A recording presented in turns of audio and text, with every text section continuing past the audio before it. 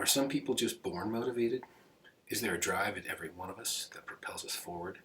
Or do we need to discover our passions to create an opportunity? To be inspired is to be motivated.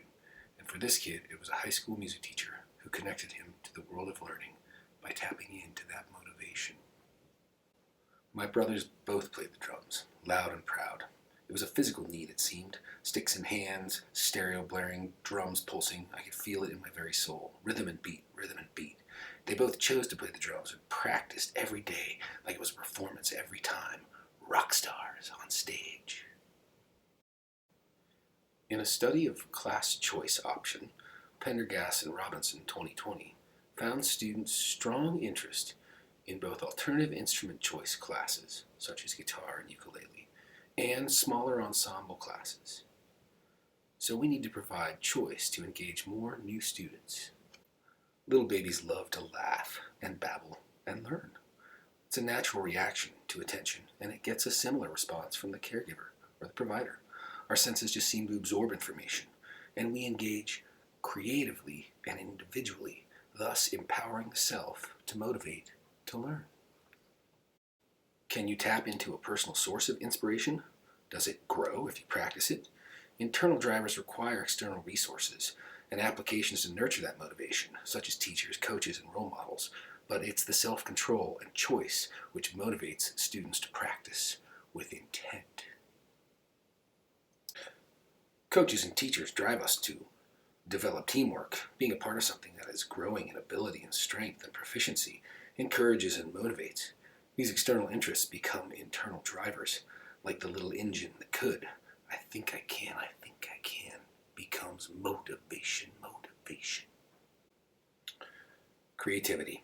As described by Saunders in 2020, in studying motivation in education, connecting students, creativity promotes interest and should be practiced to develop more intrinsic motivation by generating alternatives, challenging assumptions, brainstorming, and suspending judgment. Schools have effectively created these kinds of motivating opportunities for students in sports, a variety of sports. In fact, some students stay in high school driven by the desire to participate in one or another sport. But these same kind of motivating opportunities should be provided in a variety of creative, arts-based pursuits and classrooms. The continued growth of external pressures realign our motivations and reprioritize them. But studies have shown that consistent art instruction helps children with the development of motor skills, language skills, social skills, decision-making, and risk-taking, as well as inventiveness. Brainstorms of ideas and goals crash like tornadoes and funnel into action and experience in the musical classroom.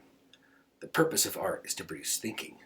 The secret is not the mechanics or the technical skill to create art, but the process of introspection and different levels of contemplation that generate it. And we ask ourselves why we have these passions, why we're so motivated to learn about them and develop and express them. Born of mythology, the Greek muses, but it seems like much more educational emphasis is placed on Nike, the god of sport, rather than Apollo's musical ability, as opposed to his archery. Communicating with art is motivating in so many ways.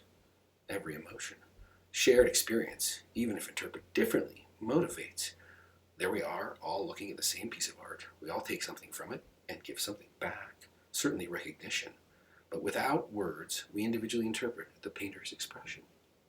Trips to the museum remind us of the integral relationship of the arts and human history and expression. But more than look at them, we need to provide more and new ways to study the arts.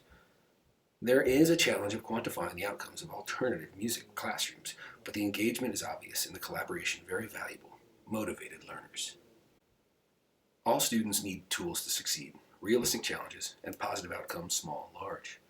By providing arts education, we can reach students who might not otherwise be engaged in classwork, and schools should offer a wide variety of arts education to more effectively reach the most students and create successful, growth-oriented learning. In fact, a study of Missouri public schools in 2010 found that greater arts education led to fewer disciplinary infractions, higher attendance, graduation rates, and test scores. Every school in every state should want those outcomes for all students. All arts teachers, but especially dance educators, know that movement produces growth and connects to learning. Our schools should move. As articulated by Patrick Jones, creativity has become a new core competency in the U.S. economy. Thus, public schools must ensure all children have equal access to developing their creativity through music education.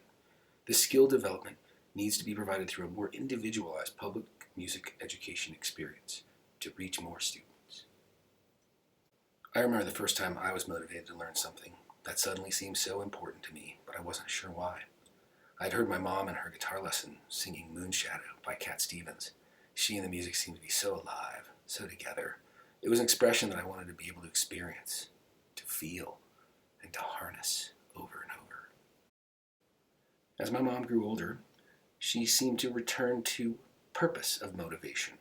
Once the child, she now sang and engaged and giggled and danced with her own grandchildren, sharing the emotions and the responses and engaging in motivating relationships that would lead to laughter and love and lifelong learning. Nonverbal arts communication is so powerful. Again, it motivates entire groups of people to participate in something, even something spontaneous. See the flash mob enjoy and motivate one another and the audience at the same time. There should be a flash mob club in every high school in America. Express yourself. The connection between current trends of cognitive development and effective learning is tied to motivation and explored through examination of intrinsic and extrinsic motivational theories. Those factors share positive correlations to academic achievement. With enhanced options, American music educators should be motivated to try new curricula to reach more students.